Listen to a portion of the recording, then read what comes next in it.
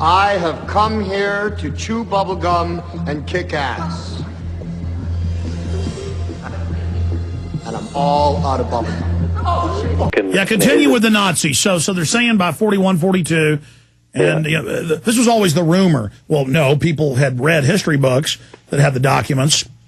Then they would tell people, then folks would say, I heard, and then it became a rumor that, oh, there was a secret Nazi plan to go underground, the crypto-eugenicists. Go ahead.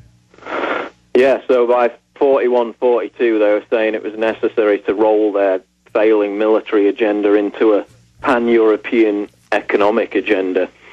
And the new revelations are that an author who was writing a book called Adam Labor was collecting material for a fictional book based around the premise that Nazis who were seeking to preserve their power and their money at the end of the Second World War conspired to create a Fourth Reich using the infiltration of creating a European Union, which we've just talked about. And in researching and collecting material for this book, because obviously all such books are based loosely on historical fact, he actually discovered documents which directly proved the plot to be true. And this document is called U.S. Military Intelligence Report EWPA 128, and it's also known as the Red House Report. And in that document, it talks about how top Nazis met in Strasbourg, France, in 1944, knowing that they were about to lose the war, obviously. And they conspired to create a Fourth Reich based on a pan-European economic empire and a European common market. And what the plan consisted of was top Nazi SS officers like Dr. Scheed ordered wealthy Nazi industrialists and bankers to set up front companies abroad and pose as reformed Democrats so that they could achieve economic penetration throughout Europe and ultimately lay the foundations for the re-emergence of the Nazis. And now this consisted primarily of people like Alfred Krupp of Krupp Industries and Friedrich Flick, according to these documents, as well as front companies that are still in operation today. And now BMW, elevators, Siemens, coffee machines, car manufacturers. When you really know who the Nazis are, it's like everything you're looking at on store shelves that isn't Chinese. Right. BMW, Siemens, Volkswagen, there's many others. And they were tasked with infiltrating the European business market and creating this foundation for the Nazi ideology to persist even after they were defeated militarily. And we've got a quote in the article from historian Michael Pinto-Duchinsky, who said, quote, "For many leading industrial figures close to the Nazi regime, Europe became a cover for pursuing German national interests after the defeat of Hitler.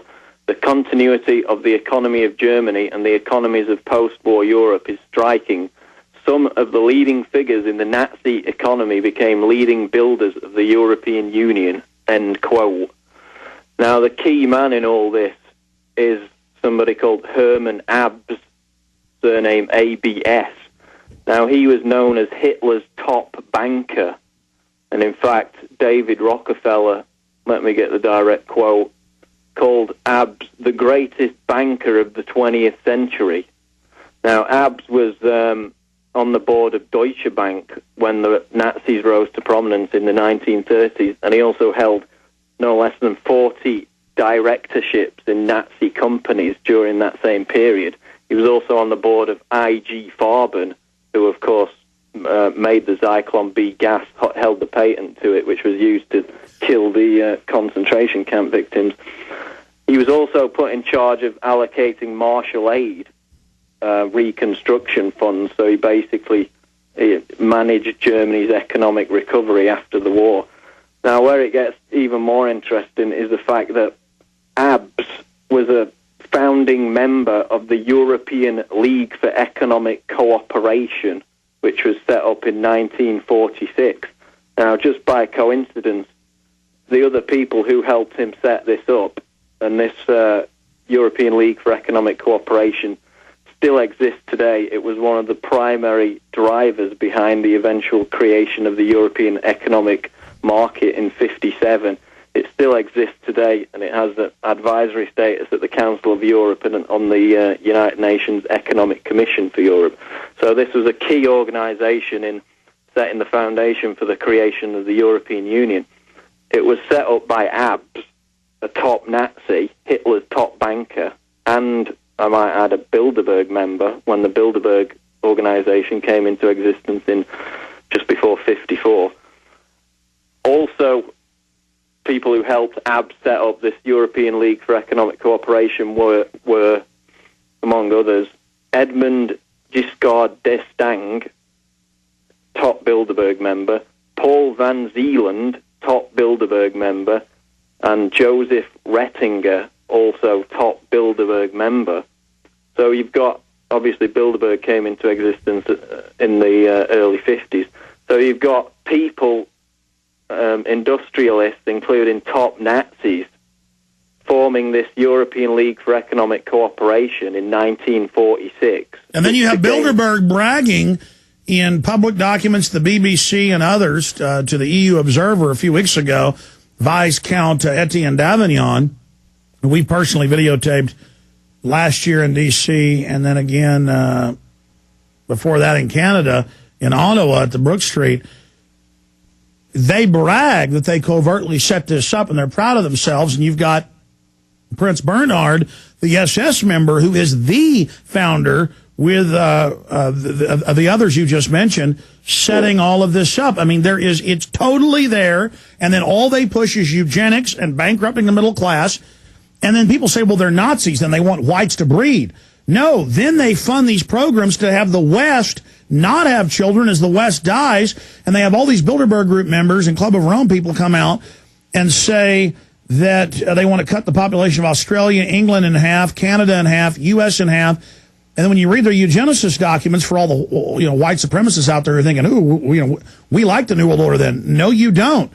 Because what you have to understand is they say that they tell the public about positive and negative eugenicists, who they see as the master race needs to interbreed and make smarter, faster, better, longer lived, more stable people, and then negative eugenics sterilize or kill or get rid of or starve the subhumans in their twisted view.